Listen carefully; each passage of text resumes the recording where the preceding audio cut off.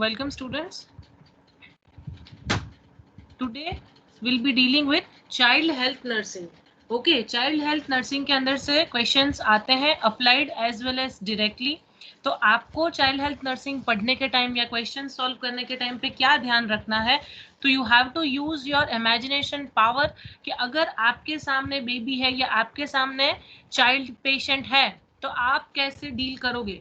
Okay, for example आपको question है, if the child is having thrombocytopenia, which among the following will be the prime responsibility of nursing. अगर ऐसा कोई भी question आपके पास आ रहा है तो how you will be dealing with it. आपको चार ऑप्शन दिए होंगे, prevent from falls, prevent from bleeding, then avoid unnecessary puncture. इस तरह से चार ऑप्शन आएंगे आपको. ओके, प्रिवेंट फ्रीक्वेंट कैथेटराइजेशन, तो उसमें आपका आंसर क्या होगा, prevent from bleeding. Why? Because the patient is having thrombocytopenia. तो what is this? This is the imagination thing along with the relating of concept. आप concept को relate कर रहे हो आपके imagination से, तभी you will be knowing the answer. तो pediatric is the subject which is very scoring like maternal health nursing. pediatric भी ऐसा ही है जिसमें maximum marks हम score कर सकते हैं. Okay, so today we'll be dealing with the child health nursing. So first of all, what is neonate?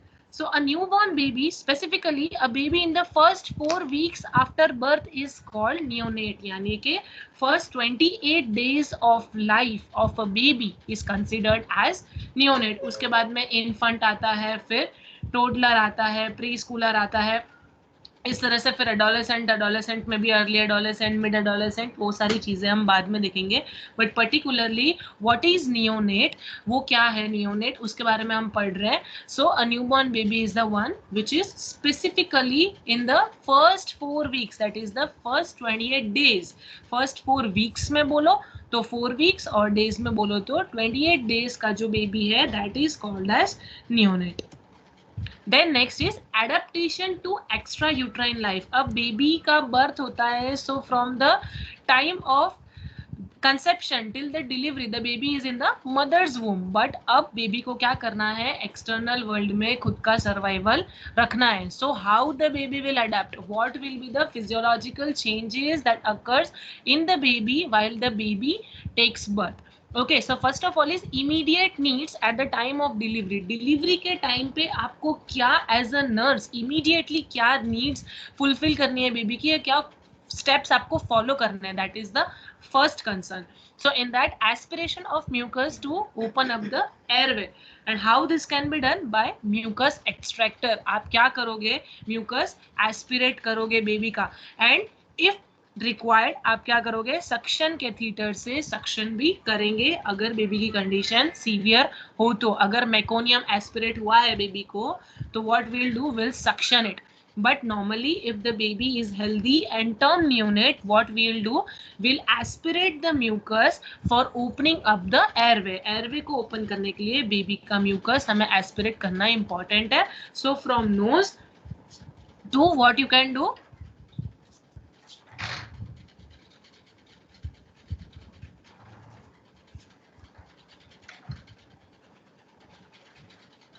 from nose and mouth you can aspirate the mucus. Then what we can do, Apgar scoring at 1 minute and 5 minutes. so Apgar scoring is the one which shows the vital importance of the baby. ठीक है, उसका activity कैसा है, pulse क्या है, ग्रिमेसिंग क्या है, ये सारी चीजें आप देखोगे बेबी का 1 minute, that is after the birth immediately आप अपगर चेक करोगे. Then next will be at 5 minutes, और इसका स्कोरिंग कितना होता है, 10 स्कोरिंग होता है, 0 से 10, उसमें 0 से 3 है.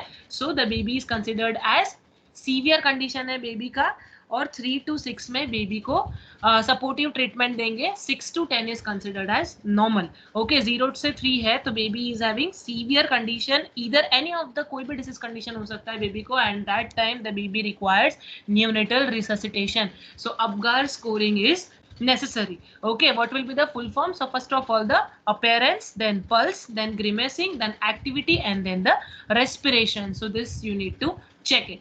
Then maintain body temperature to prevent acidosis. क्या होता है, newborn baby is very prone to develop hypothermia. ठीक है, हाइपोथर्मिया होने के चांसेस बहुत ज्यादा रहते हैं बेबी को। सो एसिडोसिस, उस वजह से क्या हो सकता है, एसिडोसिस बेबी को हो सकता है।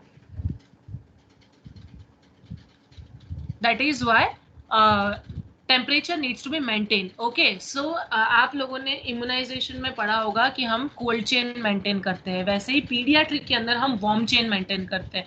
वार्म चेन क्या है, so as soon as the baby is delivered, वहां से लेके जब तक बेबी को शिफ्ट नहीं करते बेबी के रूम में, इधर इन न्यूनेटल आईसीयू और इन नॉर्मल वार्ड, हम क्या करते हैं, वार्म चेन मेंटेन करते हैं कि बेबी का हेड अप्रोप्रिएटली कवर है, बेबी का बॉडी अप्रोप्रिएटली कवर है, बेबी को रेडिएंट पार्मर में रखा है या नहीं रखा है, everything we need to assess. Okay, that is important for maintaining the body temperature to prevent acidosis. Acidosis होने के ज्यादा चांसेस है, पर्टिकुलरली मेटाबॉलिक एसिडोसिस होने के चांसेस है, बिकॉज बेबी का हीट लॉस होगा, हाइपोथर्मिया में जाएगा, पीएच डाउन जाएगा उसका। Okay, and that results that occurs due to metabolism की वजह से हो रहा है, इसीलिए एसिडोसिस होने के चांसेस है। So you need to maintain the body temperature. Then cord care as well as eye care. Suppose the baby is born with ophthalmia neonatrum. Ophthalmia neonatrum है अगर बेबी को, तो you have to provide special I care, उसमें tetracycline का आई ointment apply करेंगे। Then inner canthus से outer canthus उसको clean करना है। ये सारी चीजें क्या है, आपके वाइवा क्वेश्चन है कि फॉलो द स्टेप्स। अब स्टेप के अंदर कैसे लेंगे, from inner canthus to outer canthus single stroke. Okay, इस तरह से आई केयर होगा। देन कॉर्ड केयर में भी इसी तरह से होगा। कॉर्ड कटिंग कैसे करना है, तो 2.5 centimetre from umbilicus, then second कहाँ पे होगा, 2.5 centimetre from the first clamp, और फिर बीच में से हम उसको कट करेंगे। तो ये 2.5 का हमको डिस्टेंस याद रखना है। ओके, देन अगर ऊजिंग है उसके अंदर से, तो अगेन उसके ऊपर हमें जेंटनिन वॉयलेट लगाना है। So these all are the things which needs to be perform while providing cord care. Cord का कंडीशन देखना है, आजू बाजू में पस फॉर्मेशन तो नहीं है, रेडिश एरिया तो नहीं है, उसमें से ऊजिंग तो नहीं हो रहा है। देन कॉर्ड की कंडीशन देखना है कि उसके अंदर 3 वेसल्स है कि नहीं है। All this things you need to assess. So this is the first immediate need which you will fulfil at the time of delivery. Next comes the changes in newborn during the first week of life. अब first week of life में baby के bodies में क्या क्या changes आते हैं। Changes क्यों जरूरी है, because when the baby was in mother's womb everything was provided by the mother. ठीक है, मदर ही उसको सब चीज, उसका फूड है, उसका circulation, everything was maintained by mother as well as. और मदर का कौन सा ऑर्गन मेंटेन कर रहा था, प्लासेंटा। ओके, बट अब क्या है, baby has come to the external environment, external environment में उसको अडॉप्ट करना है, इसीलिए क्या है, उसकी बॉडी में चेंजेस आएंगे। Okay, so system wise changes, the changes will be occur in the body of the baby so that the baby can adapt to the external world. So in that first will be the circulatory system. Circulatory system यानी कि हमारे heart और blood के अंदर क्या क्या changes आएंगे, that is the first system. So first is closure of foramen ovuli and ductus arteriosus. क्यों होगा ये फोरामेन ओवली और डक्टस आर्टेरियोसस क्लोजर, क्योंकि प्रेशर बढ़ गया है बेबी के बॉडी में, ऑक्सीजन का फ्लो इंपॉर्टेंट है। ठीक है, ब्लड को अब प्रेशराइजली सर्कुलेट करना पड़ेगा बॉडी में, क्योंकि अब placenta is not the organ which is supplying blood to the baby, अब बेबी के खुद के हार्ट को काम करना है। सो फोरामेन ओवली इसीलिए ही क्लोज होगा, so that oxygenated and deoxygenated blood mix ना हो जाए। सेम वे डक्टस आर्टेरियोसस भी इसीलिए क्लोज होगा। Ductus arteriosus is present between pulmonary vessels as well as aorta.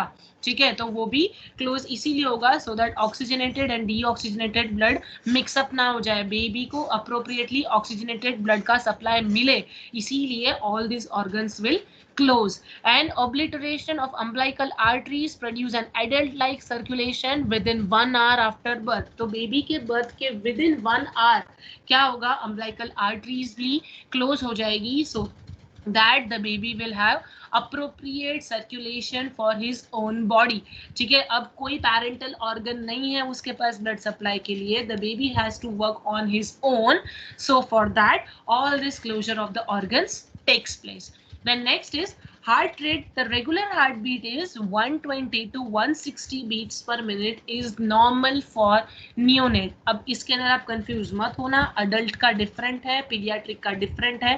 Paediatric की रेंज 120 से 160 है. आपको ऑप्शंस 4 है, 80 to 100, 90 to 140, 140 to 160 and 160 to 180.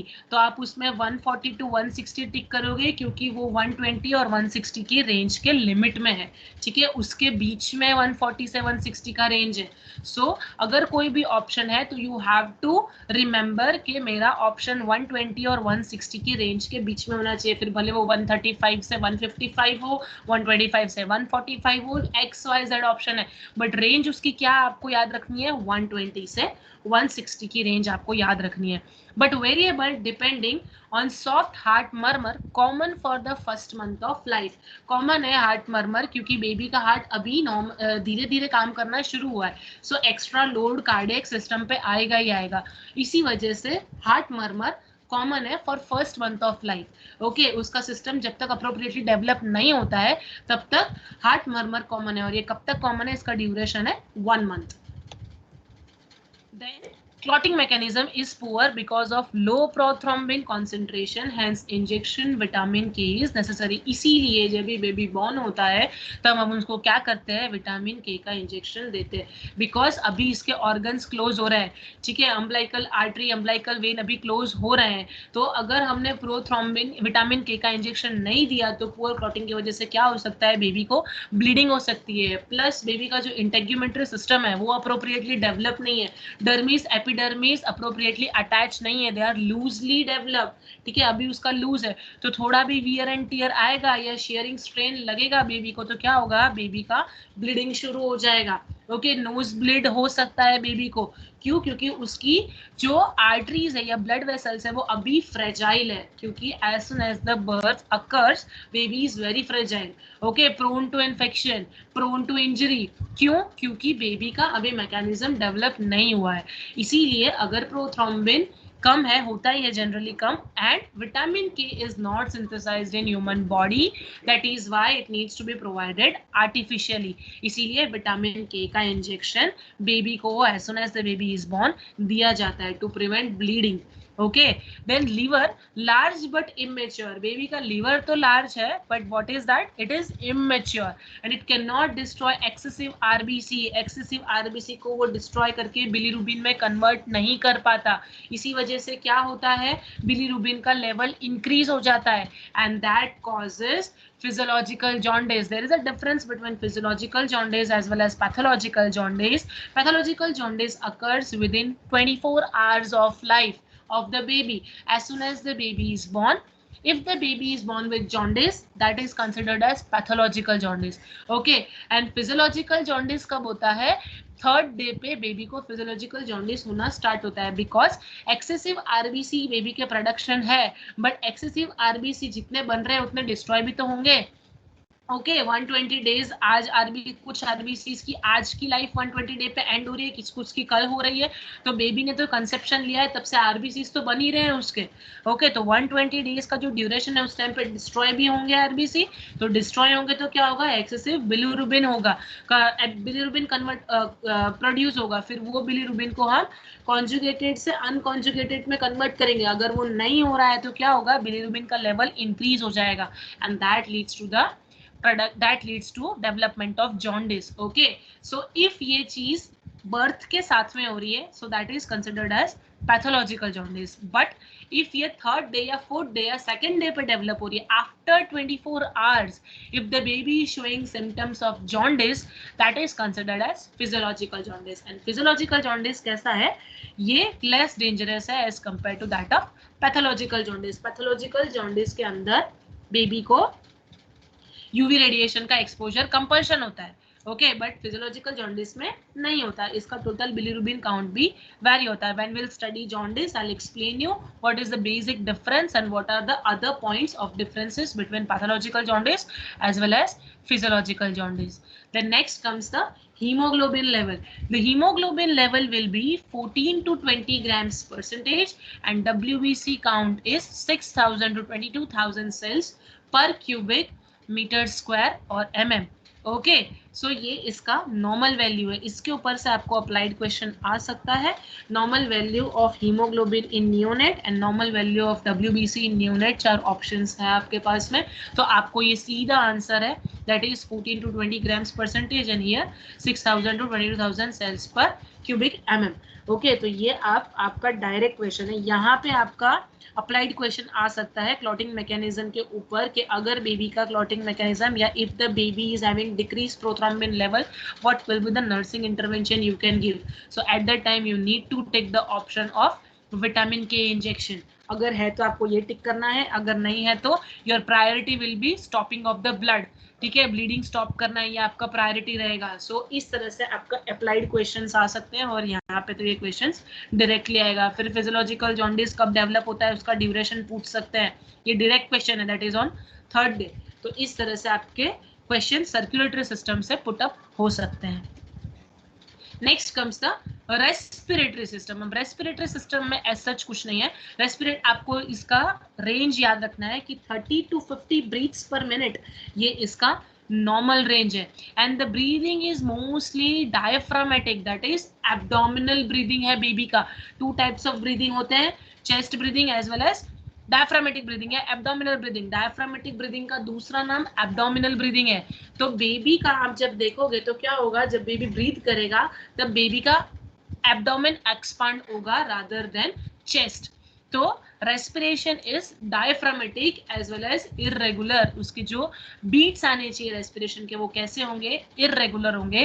And the rate कितना है, on an average 30 to 50 breath per minute उसका रेस्पिरेशन हो सकता है। तो यहाँ पे आपका क्वेश्चन क्या पुटअप होगा, explain the following difference between adult respiration and paediatric respiration. तो उसके अंदर अगर आपको ऑप्शंस है, सो द रेस्पिरेशन, एक तो आपका रेट में डिफरेंस आ जाएगा, दूसरा डिफरेंस क्या आएगा कि बेबी के अंदर डायफ्रामेटिक ब्रीदिंग होता है, रादर अडल्ट्स के अंदर चेस्ट ब्रीदिंग होता है।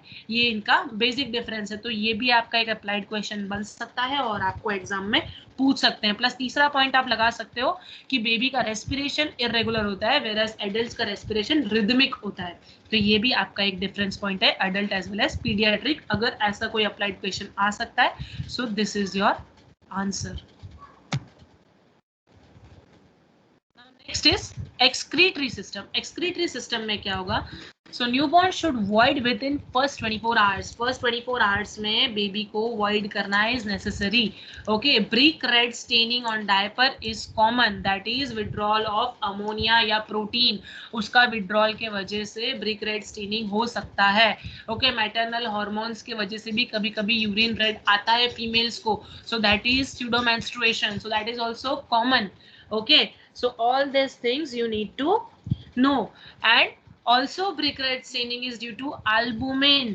Okay, albumin का अगर presence है बेबी के बॉडी के अंदर, सो तभी भी उसका स्टेनिंग ब्रिक रेड हो सकता है, ऑरेंज कलर का हो सकता है। If the baby is having internal bleeding तो भी उसका स्टेनिंग रेड कलर का हो सकता है। बट उस टाइम पे आपको क्या मिलेंगे, ब्लड क्लॉट्स दिखेंगे यूरिन के अंदर। तो अगर ऐसा कुछ है तो you need to identify the difference, कि डिफरेंस क्या है। अगर ब्लड क्लॉट के साथ में यूरिन पास हो रहा है बेबी को, तो that shows the sign of internal injury या internal haemorrhage. But normal brick red staining है तो what you will consider, it is due to the presence of albumin and urates. Okay, तो ये आप लिख सकते हो कि brick red staining is due to the presence of albumin as well as urates. Then first stool needs to be passed by the baby, that is called as meconium. Okay, meconium needs to be passed within first 24 hours. अगर पास नहीं हुआ है that means baby को कुछ problem है, so that also you need to assess. और meconium का characteristic क्या है, blackish green stool. Blackish green stool है, that is due to the presence of liquor. Then जो भी मदर के सेल्स होंगे वो हो जाएगा, लैनुगो होगा। ओके, जो भी बेबी ने इंटेक किया है मदर के वूम्ब के अंदर, उस वजह से एपिथेलियल सेल्स होंगे। ये सारी चीजें, वर्निक्स केसियोसा, ये सारी चीजें मिलके उसका कलर कैसा होगा, टार स्टूल होगा, टारी स्टूल, और ब्लैकिश ग्रीन कलर का स्टूल होगा in the excretory, in the stool if the baby is passing, that is considered as meconium. और उसके बाद में ग्रेजुअली उसका स्टूल ब्राउन कलर का होगा, ठीक है। धीरे धीरे जैसे जैसे बेबी फीड लेता जाएगा, ब्रेस्ट फीडिंग बेबी को करवाएंगे, उसके बाद में स्टूल का कैरेक्टरिस्टिक्स चेंज होगा, and that stool is called as transitional stool. Okay, transitional stool के अंदर वो बाद में कन्वर्ट हो जाएगा। तो first stool is called as meconium, उसके बाद में जैसे कलर चेंज होता जाएगा, ब्राउनिश कलर का आ जाएगा stool, that is considered as transitional stool. If the baby is having other colors of stool that suggest the signs of abnormality, that also you need to know. Okay, rice watery stool है तो उसको cholera है, तो ये सारी चीजें भी you have to understand कि कौन से कंडीशन स्टूल के अंदर कौन से कलर के कौन से डिसीज कंडीशन हो सकते हैं। Okay, so first stool is called as your meconium. This was about excretory system. Next comes the integumentary system, very important. Okay, integumentary system इसलिए इम्पॉर्टेंट है क्योंकि स्किन के ऊपर डैमेज होने के चांसेस बेबी को ज़्यादा रहते हैं और बेबी को रिएक्शंस होने के भी चांसेस ज़्यादा रहते हैं। That is why integumentary system थोड़ा सा ज़्यादा कंसर्न लेवल है, क्योंकि कभी बेबी को वियर एंड शेयर हो सकता है, मार्क्स हो सकते हैं। ओके, ये सारी चीज़ें बेबी को हो सकती है, इसीलिए while handling baby you need to handle the baby with care, ठीक है। थोड़ा सा भी बेबी, इवन इफ आपने जब बेबी को हम रैप कर रहे होते हैं तभी भी अगर क्लोथ जोर से हमने पकड़ के खींच दिया तो भी क्या होगा, बेबी को वहाँ पे टीयर हो जाएगा। सो इसीलिए while handling the baby you need to handle the baby with care, ठीक है। इन्फेक्शन होने के भी चांसेस ज़्यादा रहते हैं बेबी को, बिकॉज इंटेग्यूमेंट्री सिस्टम इतना अप्रोप्रिएटली डेवलप नहीं है। फर्स्ट ऑफ ऑल तो बेबी की इम्यूनिटी है ही नहीं। ओके, उसके बाद भी अगर फ्रीक्वेंट हैंडलिंग हो रहा है बेबी का और अगर हैंड वॉश वगैरह नहीं हुआ है और बेबी को हम हैंडल कर रहे हैं, कोई भी प्रोसीजर कर रहे हैं हम, अगर इन्वेजिव प्रोसीजर है, सपोज स्कैल्पेल इंसर्शन कर रहे हैं हम या कोई भी पेरिफेरल लाइन भी हम डाल रहे हैं, तो भी इंटेग्यूमेंट्री सिस्टम कंसर्न है वहाँ पे, क्योंकि उसी के थ्रू जाएगा। Okay, that is why integumentary system थोड़ा सा ज़्यादा कंसर्न में है और इसके ऊपर क्वेश्चंस भी आते हैं। So Lanugo is what? Fine downy hair growth over the entire body. Okay, जो रुमाटी बोलते हैं, जो hair growth है, that is called the Lanugo. Then comes the milia. What is milia? So small whitish pinpoint spots. एक pin होता है, उसके point जितना, इतना छोटे छोटे स्पॉट्स बेबी को हो सकते हैं, and that is due to sebaceous gland. उनके sebaceous gland के अंदर से ये पॉइंट्स निकल रहे हैं, इसी को हम मीलिया बोलते हैं। that is whitish or else yellowish colour का होगा and prominently present over nose, ठीक है। नोज पे, चीक्स पे, चिन पे, ये सारी जगह पे पिन पॉइंट व्हाइटिश कलर के स्पॉट्स अगर प्रेजेंट है, so they are called as milia and they are normal. Okay, अगर उसमें से ब्लीड हो रहा है, so that is considered as abnormal. But if it is whitish in colour and or yellowish in color and if it is the size of pinpoint, so that is considered as normal, and it is due to retained sebaceous recreations, ठीक है। sebaceous gland के recreations की वजह से मीलिया होने के chances रहते हैं, and that is absolutely normal. Then Mongolian spot, very common in babies, usually present at buttocks, ठीक है। बटक्स पे ये या बैक पे देखने मिलते हैं। Blue black discoloration, patchy area होता है, either it may be blue, black और इवन ग्रीनिश, ठीक है। ये कलर के अगर स्पॉट्स देखने मिल रहे हैं, पैची एरिया देखने मिल रहे हैं, कहाँ पे, तो back, buttocks and sacral region that disappear by the first year. कुछ बेबीज को डिसअपियर होता है, कुछ बेबीज को नहीं होता है, but Mongolian spot is also normal if the spot is increasing या वो स्प्रेड हो रहा है, ठीक है। अगर स्प्रेड हो रहा है and if it is web like structure, so that is considered as abnormal, ठीक है। इमेंजियोमा के चांसेस है, सो डोंट कंफ्यूज कि ब्लू ब्लैक डिस्कलरेशन है और एल्स ग्रीनिश डिस्कलरेशन है, पैची एरिया है, पर्टिकुलरली बैक, बटक्स और सेक्रल रीजन पे है, so that is considered normal and that is called as Mongolian spot. But if it is changing its shape, changing its size and changing its position, that is considered as abnormal. तो आपको पहले तो normal पता होना चाहिए, normal क्या है, उसके बाद में आप abnormal को identify कर पाओगे and you will be able to notify. Prime importance हमारे exam के according है Lanugo as well as Melia, ठीक है। Melia को आपको पूछ सकते हैं, ऑप्शन कोई भी चार दे सकते हैं, ये पूछ लें small whitish pin point structure is called as what, ठीक है। उस हिसाब से वो लोग आपको ऑप्शंस देंगे, क्या ऑप्शन है, तो एक मीलिया हो सकता है, इवन एक मंगोलियन दे देंगे वो लोग, एक एप्स्टिन पर्ल दे देंगे, तो उसके अंदर से आपको मीडिया को टिक करना है, एब्स्टीन पर्ल टिक करके मत आ जाना, because Epstein pearl is usually seen in the lips, ठीक है। तो ये यू नीड टू नो कि क्या नॉर्मल है and what is the definition, तो that is why this is our prime importance from exam point of view. Now digestive system. Digestive system के अंदर roots and sucks when anything is brought to mouth, that is the reflex. Okay, rooting reflex as well as sucking reflex, ये दोनों develop होता है baby के अंदर। Normal baby के अंदर प्रेजेंट है, टर्म बेबी के अंदर ये प्रेजेंट होता है, प्री टर्म बेबीज के अंदर यूजुअली दिस इज एब्सेंट और एल्स पुअरली डेवलप। तो फर्स्ट रिफ्लेक्स जो हमें देखने मिलता है बेबी का वो रूटिंग रिफ्लेक्स होता है as well as sucking reflex. Rooting reflex में क्या होता है, जब you will stroke at the lips of the baby या फिर लिप्स के साइड में आप स्ट्रोक करेंगे तो baby will open his mouth, that is the rooting reflex. And sucking reflex, if anything is brought to the mouth of the baby, कुछ भी चीज बेबी के माउथ के पास में आएगा तो क्या होगा, baby will start sucking. Okay, so these are the two reflexes which are of prime importance in digestive system. When anything is brought to mouth, digest simple carbohydrates, fats as well as proteins which are present in the mother's milk, ठीक है। ये mother's milk के अंदर ये सारी चीजें simplest form में होती है। ओके, सिंपल कार्बोहाइड्रेट्स प्रेजेंट है which is easily digestible for the baby. Complex carbohydrates हमने स्टार्च वगैरह देना चालू कर दिया है बेबी को। ओके, तो वो सुक्रोस है, स्टार्च है, ये सारी चीजें हम अगर बेबी को देंगे तो baby will not be able to digest, क्योंकि उसके बॉडी के अंदर अभी इतने एंजाइम्स बने नहीं है, उसका डाइजेस्टिव सिस्टम अप्रोप्रिएटली डेवलप हुआ नहीं है। ओके, इवन फैट्स के अंदर भी इसी तरह से ट्राइग्लिसरिक एसिड्स है या फिर जो कॉम्प्लेक्स फैट्स है, डिराइव्ड फैट्स है, ये सारी चीजें अगर हमने बेबी को देना चालू कर दिया तो baby will develop difficulty in digesting as well as उसका इंटेक पुअर होगा, that will ultimately leads to malnourishment, okay, failure to thrive, ये सारी कंडीशन होने के चांसेस ज्यादा है। देन प्रोटीन्स भी इसी तरह से, तो ये सिंपलेस्ट फॉर्म में मदर्स मिल्क के अंदर मदर्स मिल्क में अवेलेबल है, और अगर मदर्स मिल्क अगर उसको कॉन्ट्राइंडिकेटेड है तो आर्टिफिशियल फीड्स के अंदर भी बेबी के डाइजेशन के अकॉर्डिंगली ही कार्बोहाइड्रेट्स, फैट्स और प्रोटीन्स का प्रेजेंट होता है। Now cardiac sphincter of stomach not well developed, cardiac sphincter baby का अप्रोप्रिएटली डेवलप नहीं है, इसीलिए रीगर्जिटेशन का चांसेस ज्यादा है कि अगर बेबी को एक्सेसिव एयर आ गई, उसका स्टमक इरिटेट हुआ तो बेबी विल वॉमिट आउट, इसीलिए बेबी को बर्प कराना इंपॉर्टेंट है।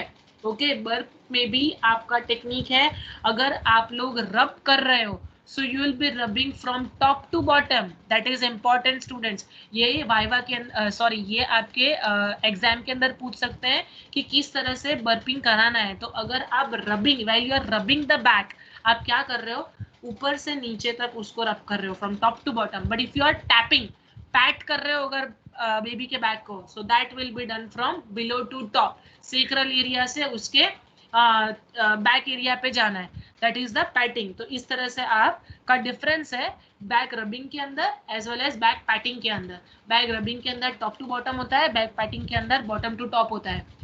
Hence needs to be burped quickly to get rid of air in the stomach, ठीक है। अगर एक्सेसिव एयर आ गई है बेबी के स्टमक में, बेबी का स्टमक इरिटेट होगा and that will lead to regurgitation of the contents. अगर रीगर्जिटेशन हुआ है और फेरिंग्स के थ्रू ट्रेकिया में चला गया, baby will develop aspiration pneumonia.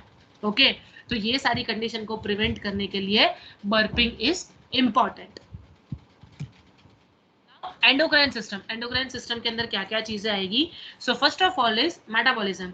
All newborns lose normally 10% of their body weight by first week of their life, ठीक है। 10% का जो बॉडी वेट है उनका वो फर्स्ट वीक ऑफ लाइफ में लूज हो जाएगा। यहाँ पे आपका डायरेक्ट क्वेश्चन भी आ सकता है, अप्लाइड भी आ सकता है। अप्लाइड ऐसा आ सकता है कि the baby is born with 3 kgs of birth, explain how much amount of weight loss takes place in the first week of life। तो आपको ऑप्शन है कि 0.3, 0.4, 0.5, 0.6, तो 10% ऑफ 3 kg कितना होगा, 0.3।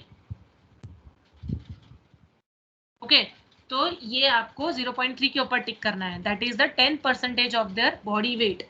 सो इस तरह से आपका अप्लाइड क्वेश्चन का आंसर आप दे सकते हो। Then comes the hormonal. अब हार्मोनल सिस्टम के अंदर क्या क्या होगा, enlargement of breast in boys and in girls is normal, Pseudo menstruation in girls may also be present. Okay, enlargement of breast हो सकता है, that is because of maternal hormone withdrawal. Maternal hormone का withdrawal हो रहा है, इसी वजह से उन लोगों को ये सारी conditions होने के chances है, which is considered as normal. But if lump formation है breast के अंदर enlargement के साथ में, अगर lumps है या फिर bleeding है या abnormal shape हो रहा है, so that is a sign of cancer. अगर ऐसा कुछ है तो you need to notify. Easily इतना जल्दी बेबीज के अंदर ब्रेस्ट कैंसर नहीं होता है, बट इन केस रेयर के अंदर से भी रेयर केस है कि लंप फॉर्मेशन हुआ है, so that time you need to notify that. Then pseudo menstruation भी कॉमन है फीमेल गर्ल्स के अंदर. इसके अंदर क्या होता है, pseudo menstruation, that is the menstruation में भी seen reddish colour blood urine में pass. Okay, that is pseudo menstruation in girls, that can also be seen. Nervous system, central nervous system and brain में not be well develop. ठीक है, appropriately इसका brain और central nervous system जो है वो develop नहीं होगा, धीरे धीरे डेवलप होगा. रिफ्लेक्सेस आपको इसलिए चेक करने कि रिफ्लेक्सेस उसके अप्रोप्रिएट है कि नहीं है. ठीक है, फाइन पिंसर रिफ्लेक्स प्रेजेंट है कि नहीं है, ये सारे रिफ्लेक्स आपको चेक करने हैं. ग्रास्पिंग रिफ्लेक्स है, रूटिंग रिफ्लेक्स है, अगर ये पुअरली डेवलप है दैट मीन्स उसके सेंट्रल नर्वस सिस्टम में कुछ प्रॉब्लम है, क्योंकि एक एज के ऊपर certain reflexes needs to be present which is considered as normal. लेकिन अगर प्रेजेंट नहीं है that is the sign of abnormality. Suppose baby को रूटिंग रिफ्लेक्स या सकिंग रिफ्लेक्स है ही नहीं. ठीक है, एक हफ्ता हो गया, 2 हफ्ता हो गया, baby is not able to suck, उस टाइम पे आपको क्या कंसिडर करना है कि इसके ब्रेन के अंदर कुछ ना कुछ प्रॉब्लम होने का चांसेस है. सो सेंट्रल नर्वस सिस्टम और ब्रेन का डेवलपमेंट भी you need to assess. Then sleep, newborn sleeps for about 20 to 22 hours and this helps to restore and assimilate energy for growth. तो बेबी का normal sleep hours कितना है, 20 to 22 hours. इतना normally a term unit स्लीप्स. Okay, तो यहाँ पे आपका duration पूछ सकते हैं एग्जाम के अंदर कि number of hours a baby sleeps. So ये आपका आंसर होगा 20 to 22 hours. Next comes the growth and development. अब growth and development of the baby that we are going to study.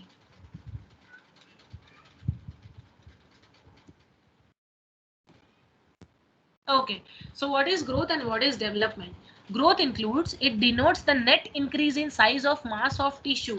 Okay, size बढ़ रहा है बेबी का, visible है growth. Okay, कि ग्रोथ में क्या हो रहा है, उसका टिश्यू, उसके सेल्स, ये सारी चीजों का साइज इंक्रीज हो रहा है. Net increase in size. Okay, that is called as growth. And what is development? Development specifies the maturation of function. पहले बेबी क्रॉल करेगा, ओके, फिर बेबी वॉक करेगा, फिर बेबी रन करेगा, फिर टिपटो चलेगा. तो ये सारी चीजें किसमें आएगा, डेवलपमेंट में आएगा. बट ग्रोथ के अंदर क्या आएगा, लेंथ कितना है, पहले बेबी का वेट कितना था, फिर वो बढ़ गया. ठीक है, ये सारी चीजें उसकी ग्रोथ के अंदर आएगी. उसका हाइट इंक्रीज हो रहा है, उसका वेट बढ़ रहा है, ये सारी चीजें that is called as growth. So growth is visible. ठीक है, हम देख सकते हैं, और उसमें इंक्रीज होता है size. But development is considered to be maturation of organ, and this is also differs in person to person. Specifically ये different है, but हम ideal मान के चलते हैं कि इतना चीजें इसके अंदर present होना चाहिए. that we used to consider as normal. हम इतना मान के चलते हैं. Now laws of development.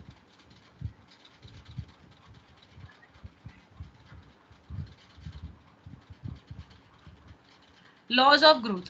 So growth and development in children is continuous and orderly process. Okay, this is continuous process. ऐसा नहीं कि सिर्फ growth ही हो रहा है, development हो ही नहीं रहा है, या सिर्फ development हो रहा है, growth नहीं हो रहा है. That is not possible. Both goes hand in hand. Okay, एक साथ होते हैं, and it is an orderly process. Orderly होगा यानी डायरेक्ट बेबी चलना नहीं सीख जाता. First the baby will crawl. ठीक है, डायरेक्टली बेबी पेंसिल पकड़ के लिखना नहीं शुरू कर देता. बेबी को पहले वो पूरा फिंगर्स से पकड़ता है, पूरा रिस्ट के अंदर रख के फिर फिंगर्स क्लोज करता है. पहले वो ऐसे पकड़ता है, फिर 2 फिंगर से पकड़ना चालू करता है, that is maturation pincer reflex. उसके बाद में वो लिखना स्टार्ट करता है. लिखने के अंदर भी पहले वो सर्कल बनाएगा, फिर स्क्वायर बनाएगा, फिर ट्रायंगल बनाएगा, फिर इस तरह से लिखेगा. इवन बोलने में भी वो कैसे बोलेगा, तो first of all the baby will coo, पहले कूज होगा बेबी के अंदर, फिर the baby will start speaking monosyllabic words, then bisyllables, उसके बाद में एक दो वर्ड्स बोलेगा, देन सेंटेंसेस, फिर 8 से 8-10 वर्ड्स को जोड़ के एक सेंटेंस बनाएगा, इस तरह से भी बोलेगा, डायरेक्ट बेबी बोलना सीखता नहीं है। So that is orderly process, एक के बाद एक चीजें होगी। Then growth pattern of every individual is unique, ठीक है, अलग अलग बेबी का अलग अलग होता है, बट हम एक आइडियल मान के चलते हैं। किसी बेबी, कोई बेबी जनरली ऑब्जर्व किया होगा आप लोगों ने, कोई बेबी क्या करते हैं, वो लोग पहले चलना सीखते हैं, कोई बेबी होता है वो पहले बोलना सीखते हैं, कोई बेबी होता है वो साइमल्टेनियसली सीखते हैं। तो that is completely unique. Okay, then different body tissue grows at different rate, हर एक बॉडी का टिश्यू का जो ग्रोथ रेट है दैट इज डिफरेंट। ओके, अगर एक मसल टिश्यू ज्यादा जल्दी डेवलप हो रहा है, तो इसका मतलब ये नहीं है कि दूसरे बॉडी के टिश्यूज भी उतने ही स्पीड से डेवलप होंगे। ओके, तो हर एक बॉडी का टिश्यू जो है वो डिफरेंटली ग्रो करेगा, उनका जो रेट होगा that will be different, that is the laws of growth. So we studied growth, then we studied development, then we studied laws of growth.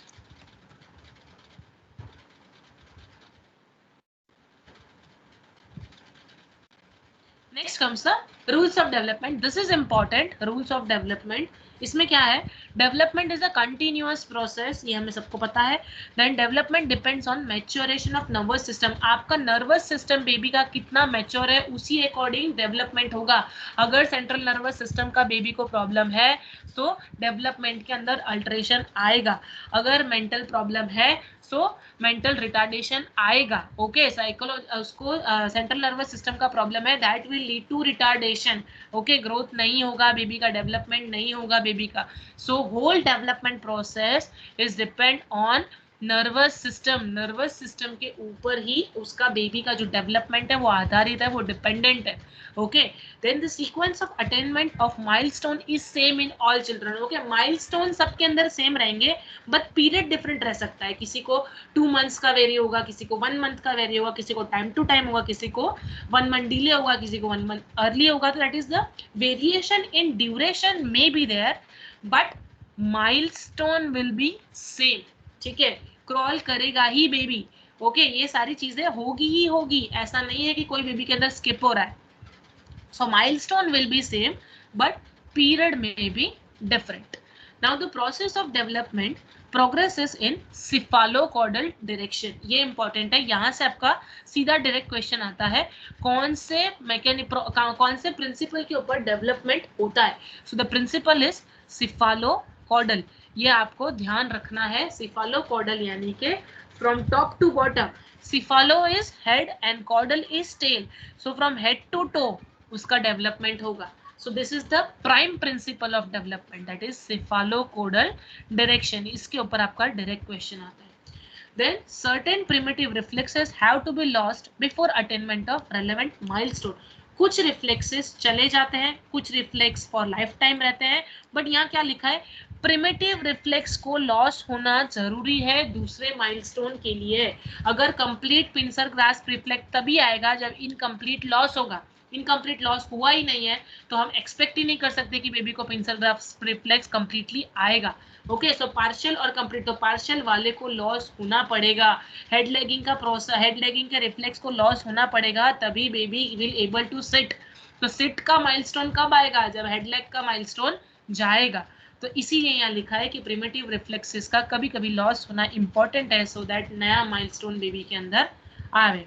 Next, the initial disorganized mass activity is gradually replaced by specific and willful actions, यानी यहाँ क्या बोला है कि पहले baby की जो activity होती है दैट इज कंप्लीटली लॉस्ट, वो खुद से कर रहा होता है, उसका कोई पर्पस नहीं होता है, बाद में it is replaced by specific action, specifically baby काम करने लगेगा, एंड विलफुल, उसकी मर्जी से उसको चलना है तो स्पेसिफिकली उसी डायरेक्शन में चलेगा वो। ओके, स्पेसिफिकली उसी जगह पे जाएगा, दैट बिकम्स स्पेसिफिक। ठीक है, वो स्पेसिफिक धीरे धीरे होने लगता है, एंड विलफुल, उसका मन होगा तो ही वो करेगा।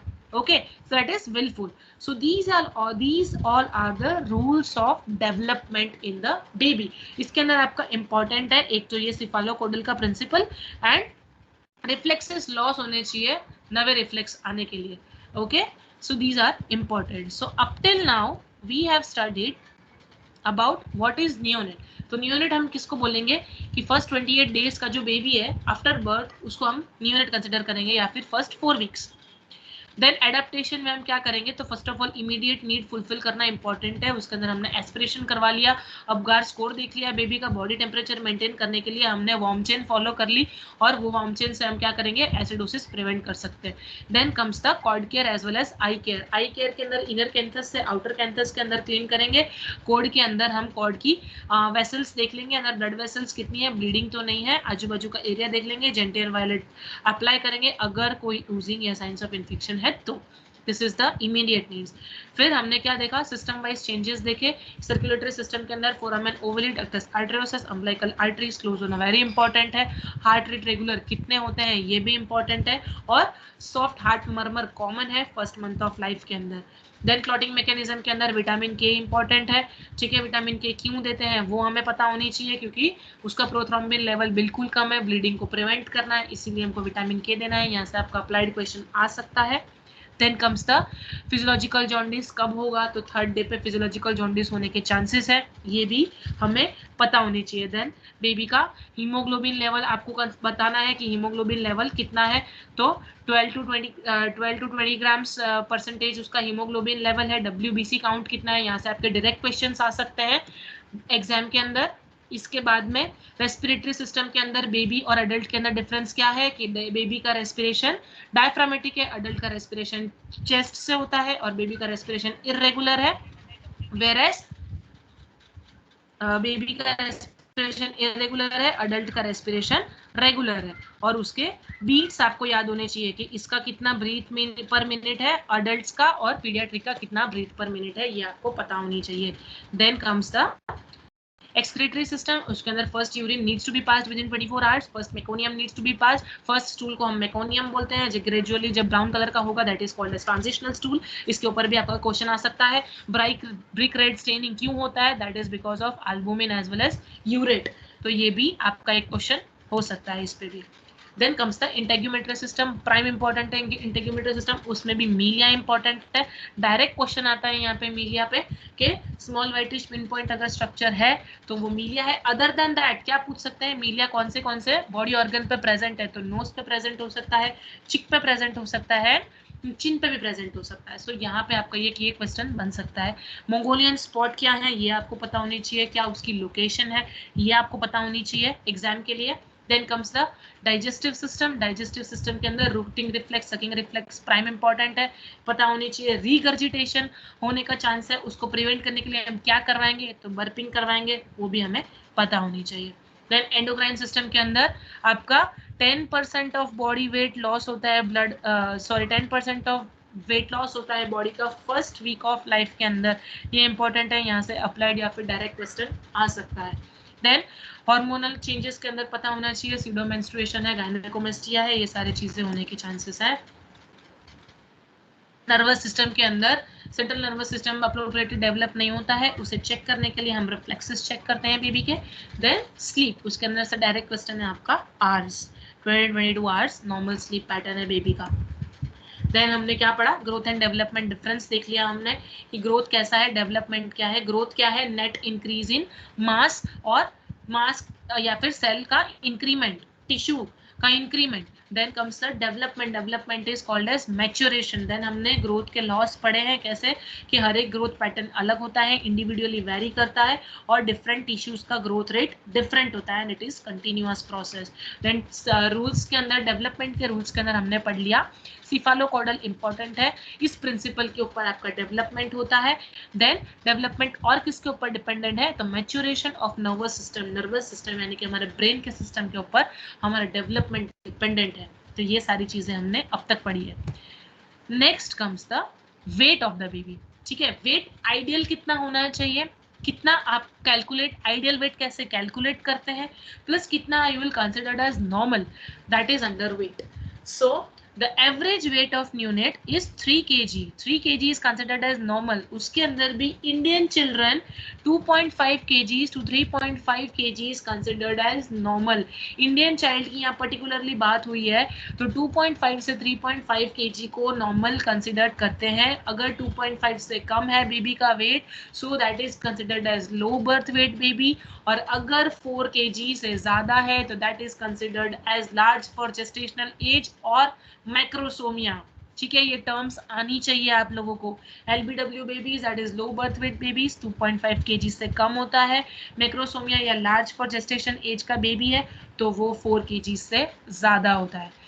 देन 6 मंथ्स पे वेट डबल हो जाता है। यहाँ आपका अप्लाइड क्वेश्चन आएगा।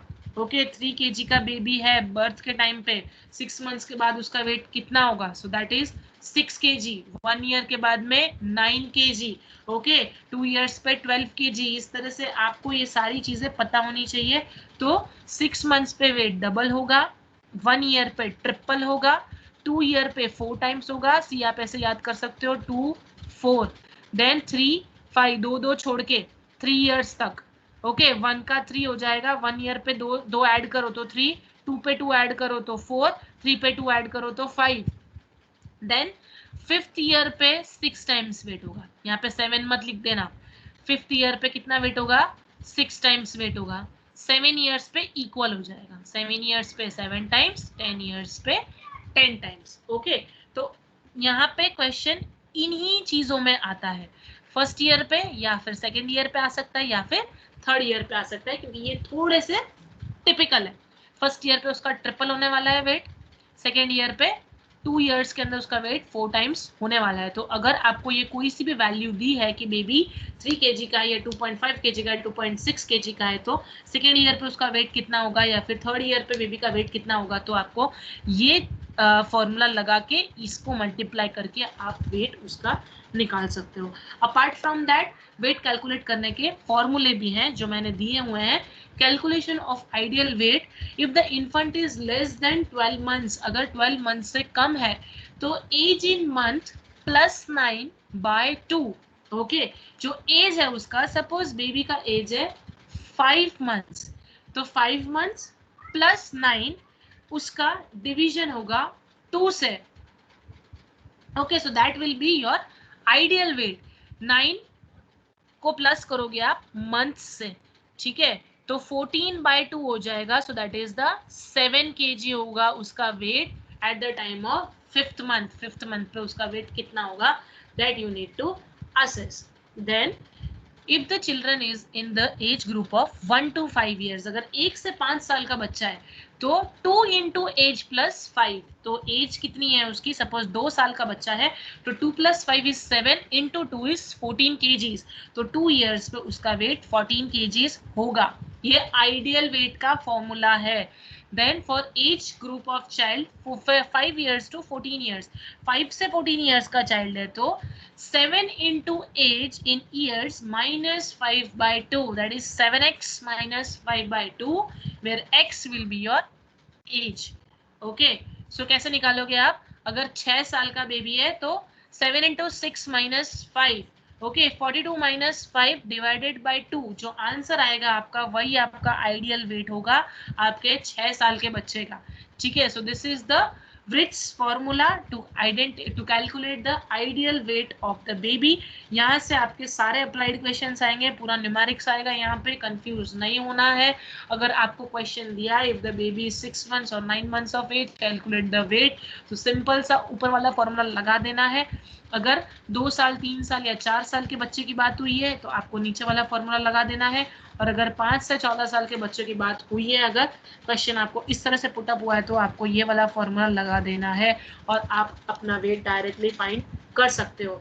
इनफैक्ट अगर आपको बर्थ वेट दिया हुआ है कि बर्थ वेट इतना है और अगर 7 इयर्स पे कितना होगा, तो आपका क्वेश्चन यहाँ से सॉल्व हो जाएगा कि 7 इयर्स पे उसका वेट 7 टाइम्स हो जाएगा। ठीक है, तो बर्थ वेट अगर 3 है तो 7 इयर्स पे कितना हो जाएगा, 21 टाइम्स हो जाएगा। तो अगर बर्थ वेट दिया है और अगर आपको आइडियल वेट 7 इयर्स पे निकालने बोल रहे हैं तो आपका ये वाला कंसेप्ट आ जाएगा। और अगर आपको बर्थ वेट नहीं दिया है और नॉर्मल आइडियल वेट निकालने को बोला है तो आपका ये वाला कंसेप्ट आएगा। See this is the Weech's formula, that is 3 to 12 months of age के ऊपर वही जो मैंने लिखवाया है सेम है। ठीक है, expected weight is equal to age in month +9/2। 1 से 6 ईयर का बेबी है या 1 से 5 ईयर का बेबी है तो age in years into 2 that is 2x + 8 हो जाएगा। And 7 to 14 years 7 to 12 years है तो एज इन ईयर इंटू 7 - 5/2, ये आपका एक्सपेक्टेड वेट कैलकुलेट कर सकते हैं। नाउ लेंथ और height, age within 1 year of life baby का जो हाइट होता है उसको हम लेंथ बोलते हैं, ठीक है। After 1 year it is considered as height. So ideal height कितनी होनी चाहिए birth, 50 centimetre is on an average. उसके अलावा 42 टू 50 सेंटीमीटर का रेंज हम ले सकते हैं which is considered as normal. Okay, फिर 3 मंथ्स पे हाइट कितना हो जाएगा, 60 सेंटीमीटर हो जाएगा इंक्रीज बर्थ वेट से। देन 6 मंथ से 65 सेंटीमीटर इंक्रीज होगा, जैसे कि बेबी का हाइट अगर बर्थ पे 50 सेंटीमीटर है तो 3 मंथ्स पे 60 नहीं होगा, 60 ऐड होगा 50 के अंदर, that is increment of 60 centimetre in the height of और length at the time of birth. Okay, so birth पे अगर 50 सेंटीमीटर है तो 3 मंथ्स पे उसका 110 सेंटीमीटर होगा। सिर्फ 60 सेंटीमीटर लिख के मत आ जाना, ये कंफ्यूजिंग हो सकता है। Okay, so you have to add this 60, देन 6 मंथ्स पे आपको 65 सेंटीमीटर ऐड करना है, तो 6 मंथ्स पे इसका हाइट हो जाएगा 115। देन 9 मंथ्स पे 70 ऐड करना है, दैट इज 120 सेंटीमीटर उसका 9 मंथ्स पे हाइट होगा। सो इस तरह से आप हाइट निकालोगे, और अगर 1 ईयर पे कैसे कैलकुलेट करोगे, 75 ऐड कर दोगे, यानी 125 उसका 1 ईयर के ऊपर हाइट होगा, अगर सॉरी लेंथ होगा, अगर उसका बर्थ लेंथ 50 सेंटीमीटर है। अगर 48 सेंटीमीटर है तो उस तरह से आप ये सारे इंक्रीज करते जाओगे, 60 प्लस करोगे 3 मंथ्स पे, 65 प्लस करोगे 6 मंथ्स पे, 70 प्लस करोगे 9 मंथ्स पे, एंड 75 प्लस करोगे 1 ईयर पे।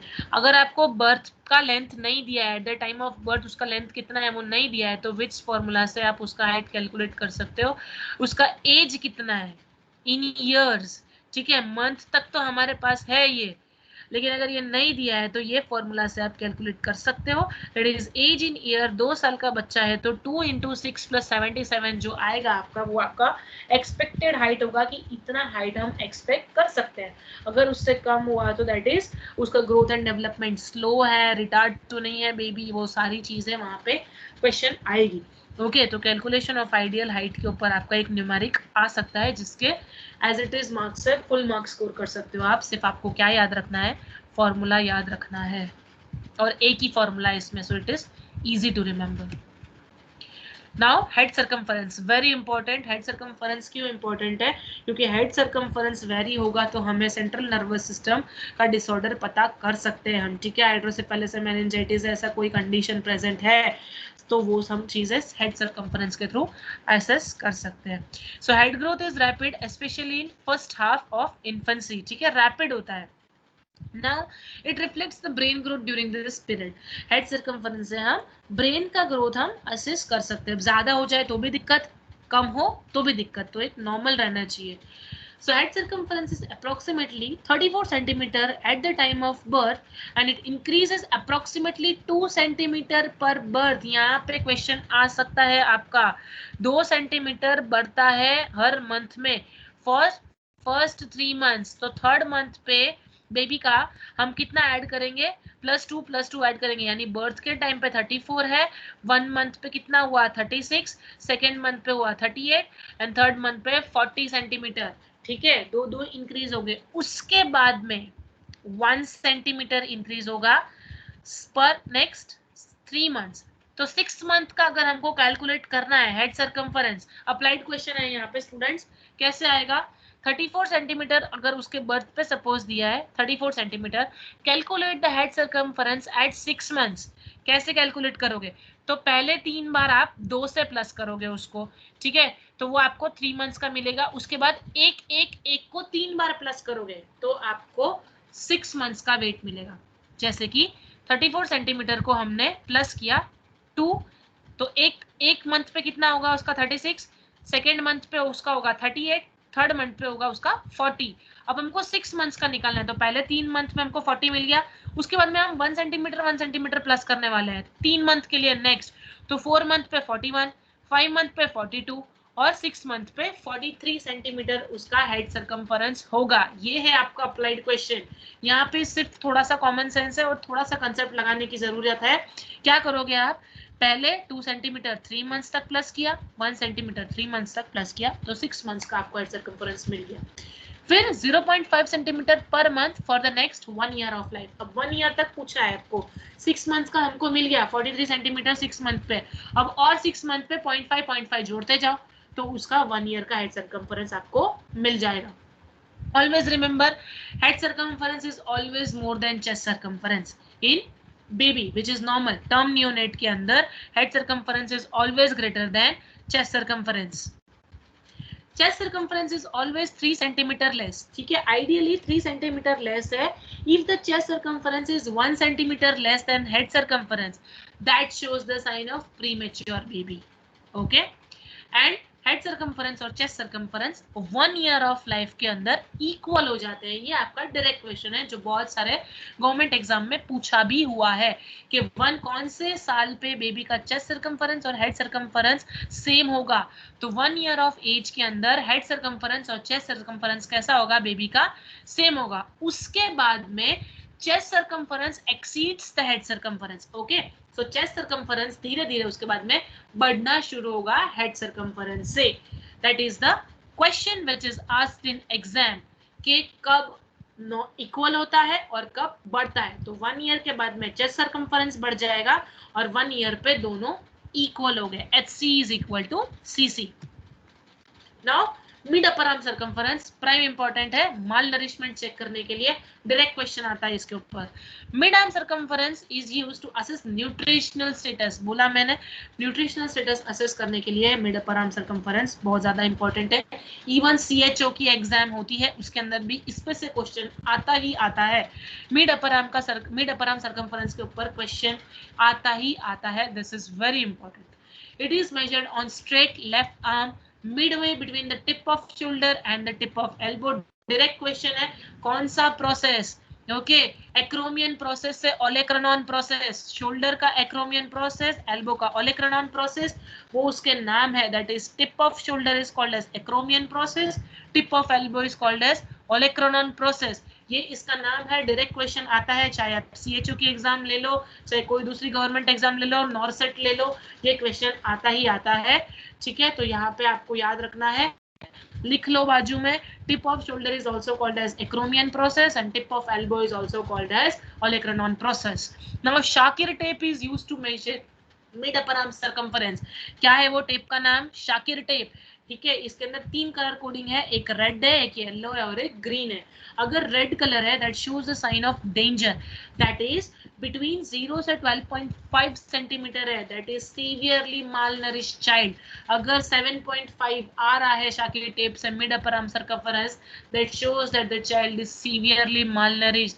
उसको muscle wasting and muscle stunting present है, पर्टिकुलरली मसल वेस्टिंग. ठीक है, ये सारी चीजें हम जब क्वेश्चन मैरास पढ़ेंगे तब मैं आपको समझाऊंगी क्या है स्टंटिंग, क्या है वेस्टिंग.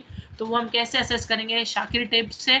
अगर रेड कलर का बीट उसके एल्बो पे टच हो रहा है, that means that the child is severely malnourished. Yellow is for warning, that is malnourished नहीं है but the baby is less, उसका जो weight है वो less as compared to that of his age. Okay, तो ये भी ग्रोथ रिटार्डेशन का स्टार्ट हो सकता है. तो that is a warning sign. That is between 12.5 to 13.5 centimetre and green is considered as adequate nutrition. ठीक है, ग्रीन यानी अच्छा है, ग्रीन सिग्नल है हमको कि भाई सब अच्छा है, बेबी का न्यूट्रिशन वेल एंड गुड है. That is about 13.5 centimetre. तो अगर यहाँ पे अब देखो मैंने नॉर्मल वैल्यू नहीं दी है, क्या कॉमन सेंस है यहाँ, अगर नॉर्मल वैल्यू पूछ लिया तो एडिक्वेट न्यूट्रिशन अबाउ 13.5 है. तो अगर 14 दिया है, 15 दिया है, 16 दिया है, ये तीनों के बीच में हमारा जो रेंज है that will be considered as your normal value for mid upper arm circumference. Then comes the gross motor development. Gross motor development, fine motor development, milestones पे direct questions है. 3 months पे baby neck hold करना सीखेगा. 5 months पे baby will start rolling over. ठीक है, वो अपने एब्डोमेन के ऊपर रोल करेगा. ठीक है, 6 months पे सिट विद सपोर्ट, 8 months पे सिट विदाउट सपोर्ट, 9 month पे स्टैंड विद सपोर्ट, 12 month पे tries to walk without support but falls. चलना शुरू करता है, थोड़ा चलता है फिर गिर जाता है. That is the 12 months.